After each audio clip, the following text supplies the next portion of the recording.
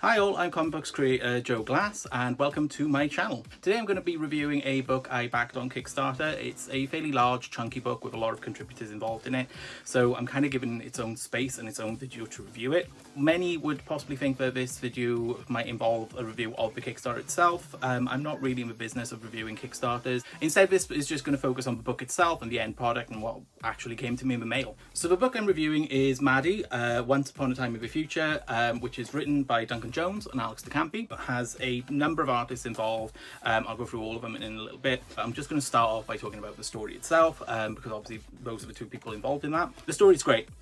Just to get that right off the bat, it's absolutely fantastic. It's a really brilliant sci-fi dystopian future action adventure story. It's really enjoyable for anyone who likes anything like Blade Runner or Mad Max or even Cyberpunk 2077, except it's probably a lot better than Cyberpunk 2077 because it's not going to break down on you the moment you start it up. In terms of what the story's about, generally it follows a character called MADI, who exists in this future world where kind of like national boundaries are no longer a thing, and instead boundaries are by corporations, and like corporations who own certain parts of the world, and even down to the micro level certain parts of cities and stuff.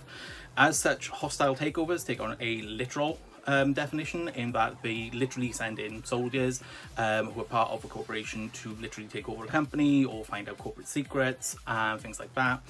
There's obviously various sci-fi, cyberpunk kind of elements to it as well. As part of the story, Maddie and her sister and their sort of team of soldiers are indebted to one of these corporate companies, and they have to take on missions to try and buy themselves out of debt. Maddie gets an opportunity to essentially buy her own freedom and goes off, and from there we get like the main story of what's going on. I won't go into it any more than that because obviously that will contain spoilers, but needless to say, it's a really great story. There's actually a surprising amount of emotion in it. Like it's any kind of sci-fi story could easily just become about the sort of coolness of the sci-fi elements, but this story actually has a real lot of heart to it. I highly recommend it. Throughout, the action scenes are absolutely brilliant. They're some of the best action scenes I've seen in comic books. They really are a joy to sort of read through, and you really feel like you're in the heat of the moment kind of thing. So it's really well done, no matter what the artist is. Like each action sequence, no matter who the artist is, does an incredible job. As I say, I'll go through the different artists shortly. The story is absolutely superb the way it runs through. It kind of goes, not necessarily at a breakneck pace, you kind of do feel like you're really getting the time you need for each section, but it is nicely broken down. And it does sort of keep itself going. Like you never feel like there's a real sort of down moment or a scene which feels unnecessary. It's all kind of really vibrant and part of this energy that the story has.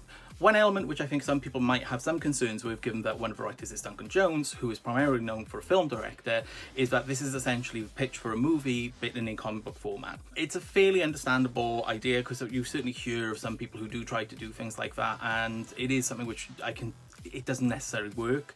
Although the two mediums are visual, so in one way they're speaking the same language, they're very much speaking different dialects. It isn't necessarily going to work.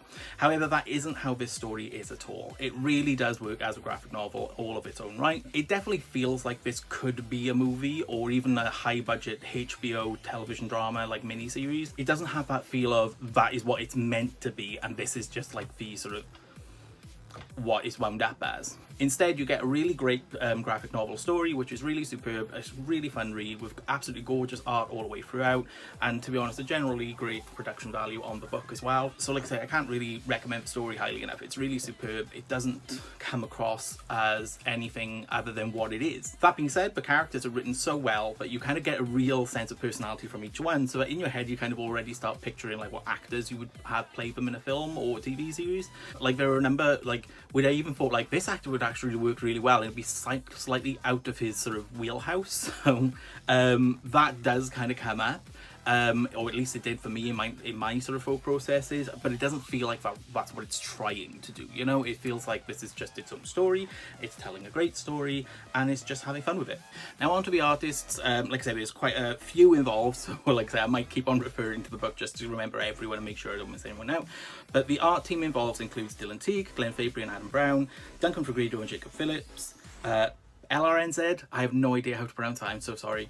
Ed Ocania and Raul Onez, Andre Arusho, Chris O'Halloran, Simon Bisley, Rosemary Valera O'Connell and Kelly Fitzpatrick, Tonki Zonzig with Skylar Partridge and Marissa Louise, Pia Guerrera and Matt Wilson, James Stucco, R.M. Guerra, Julia Brusco, Chris Weston and Sergei Nazarov, Rufus Dayglow and Sophie Dodgson, Annie Wu, David Lopez and Nayeon Kim, and Christian Ward. Like I say, it's a ton.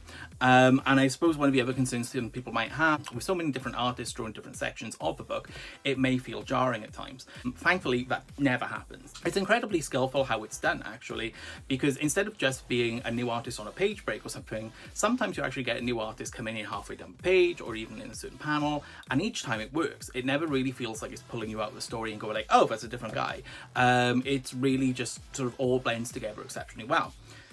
I think that's generally due to the fact that the general design of the book has a very definitive connective feel throughout, so it just works really well. To pick out any one of the artists or art and colorist teams would really be a disservice to the book and to all the artists involved, but I will say that there were some artists which genuinely blew me away. Dylan Teague is not an artist I'm familiar with. I don't particularly read 2000 AD comics, unfortunately, so I'm not terribly familiar with his work. I knew the name, but I'd never really seen much of his work before, and he does the opening section of his book and it's absolutely stunning. It's incredibly detailed and made for a city that felt very lived in. That is very much part due to the colouring throughout.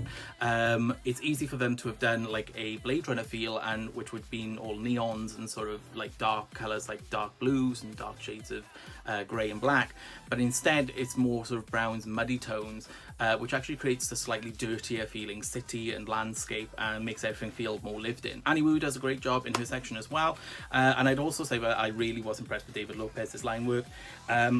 I believe it was uninked. I can't really tell like for sure, but like it didn't look like it was an ink line work, which can be very which doesn't always work, but it works incredibly well in his style. It's absolutely gorgeous. His character acting in the faces and expressions he draws is absolutely superb. Another element which I really loved from the book, and which I was a little concerned about at first, because I couldn't find any kind of credit for it, was the lettering. The lettering in this book is absolutely gorgeous. It's superb throughout. It's incredibly connective. The way the sound effects are done, so that sometimes they kind of blend into the gutters, is just something I've never quite seen before and was just absolutely beautiful. It feels kind of like a European bande dessinée, as opposed to like a more general sort of graphic novel for that sort of style.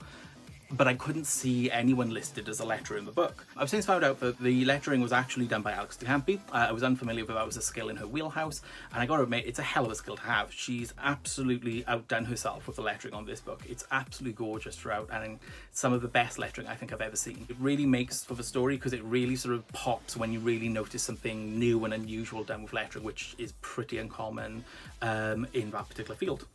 Overall, the production book is fantastic. It's a nice chunky boy. I do love myself a big book, what can I say, size queen. And what can I say, it's just absolutely gorgeous. Overall, the pages are nice and secure. They don't feel like they're going to drop out at any moment, which can be a danger when you've got larger books. They've got one tiny nitpicky thing. It's just that, I don't know, it might just be my copy and the print on my particular copy, because it does happen. But the spine kind of bleeds over onto the front cover a little bit. It's exceptionally minor, and it could just be my particular copy on the print run. But if I was to nitpick anything, like that would be it. But otherwise, the actual end product is gorgeous. It's absolutely superb. Like, I would be absolutely made up to have a book like look this good. Yeah, I can't really fault it. The story itself, about this kind of sense of family, and also in a larger sense of a corporate sort of world, which feels incredibly like our own. It doesn't feel like it's a million miles away. It feels very much like, while the technology is out of this world sci-fi, it feels like this idea of corporations essentially owning people, owning land and things like that is not a million miles out of the realm of possibility. It makes for a kind of slightly distressing backdrop, but in a sense of you're intrigued, you're pulled in, you're drawn in, you feel like this feels like a world, feels like one you could easily live in, which is unfortunate and scary all at the same time, but makes for a really fantastic sort of backdrop for the whole story. Overall, I'd have to say that Maddie, Once Upon a Time in the Future, is an absolutely stunning book. I'd highly recommend it. Highly recommend checking it out. I'm going to look for the links for where you can purchase it now. So if you look in the links below, I'll hopefully find something and you can purchase it now to read it yourself. As ever, I have my own Kickstarter coming up soon, so there'll actually be a link to the landing page there where you can hit the notify me on launch button. You'll get an email as soon as the project campaign begins. As ever, please hit that like button if you enjoyed the video, and please do subscribe and comment and check out all my other videos which I have available on the channel. Thanks very much now, and hopefully speak to you soon. Love you.